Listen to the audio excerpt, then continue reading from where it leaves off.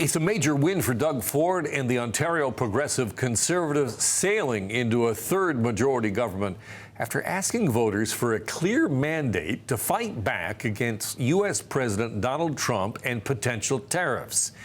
Here to break down the campaign is Lori Turnbull, a professor at Dalhousie, specializing in public international affairs.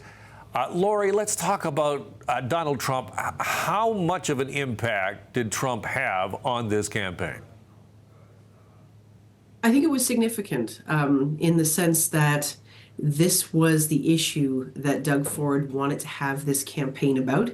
I think Ford framed this as a very unique and challenging moment where he wanted to be the person that has like a new mandate to stand up for Ontario, to stand up for Ontario workers. That's how he framed this.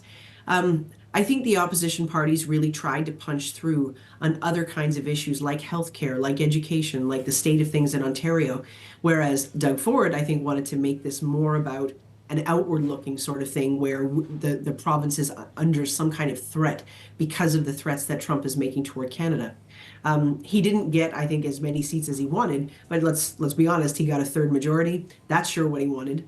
And so, I think the framing worked for him ultimately.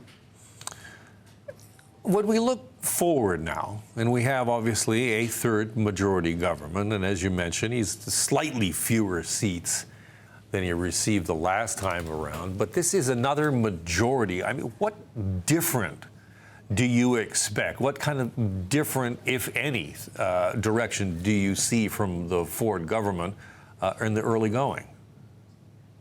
I'm not sure that I see much of a chance of a big change in direction.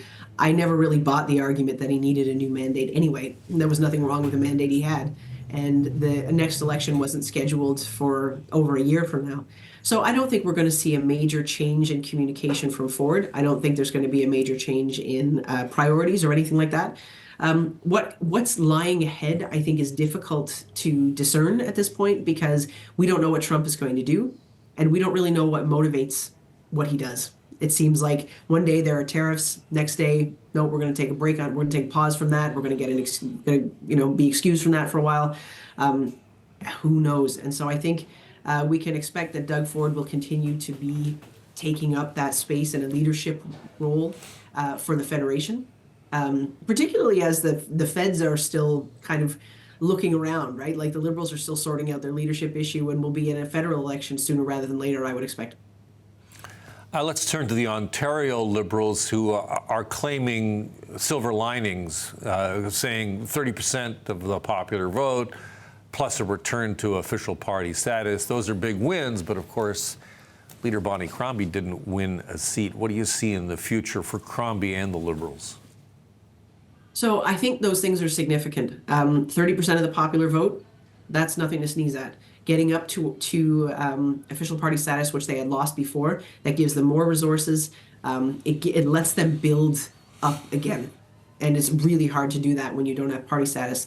But in terms of Crombie not winning that seat, I don't know how she is going to be able to carry on as leader when she's outside of the legislature. It's possible that somebody might step aside and let her run in a by-election so that she can get into the House.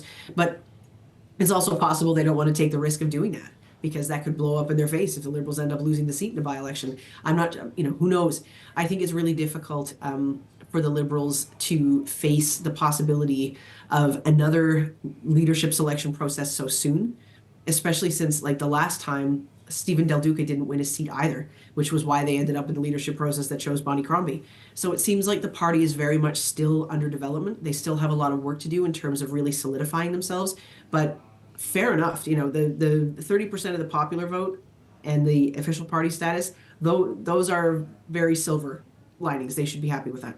But if we talk about Crombie herself and we talk about her ability to continue to lead that party and not having a seat, I think about John Tory when he was PC leader, didn't have a seat. He had somebody step aside and lost that by-election, and that was the end of his leadership of that party. Bonnie Crombie, couldn't win in Mississauga, where that is supposed to be her bedrock support. So if somebody were to step aside, where possibly could she win if she can't win in Mississauga?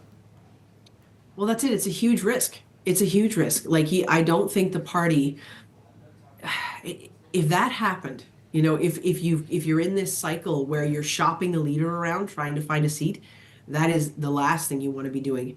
I think that, but at the same time, do you want to go back to the well and find another leader at this point when the Liberals at the federal level are doing the same? It's not the look that they want. Um, I don't know necessarily that they have to make this decision immediately. I suspect that Crombie can continue in that space for a while as they find somebody else. But I just don't see how the leader of that party could be effective at holding Ford to account and in building on the successes that the Liberals had in this election. If they're not part of that legislative conversation, they're not part of question period, it just really limits her. All right, let's talk Marit Stiles really quickly. Lost seats, the NDP lost seats. However, she held. I mean, even though they don't have great numbers in the popular vote, they continue to be very efficient in getting their vote out in their key ridings. What's your takeaway from the NDP campaign? Right. I mean, it's true. Their vote seems to have shown up more efficiently for them. And so even though their share of the popular vote was lower, their seat count was higher. Great night for Marit Stiles, I think. Even though they did lose seats, most of the polls had the NDP not having a good night at all, right? And I think there were a lot of people who were thinking the Liberals would actually overtake the NDP as official opposition. So knowing the whole time that it looked like Ford was on track for a third majority, the real race was about who was going to come second. The fact that the NDP did, I think, is quite a significant moment for Stiles and her leadership.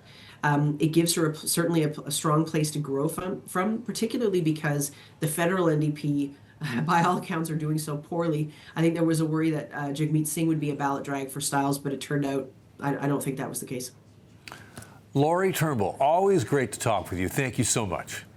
Thank you, too. Take care.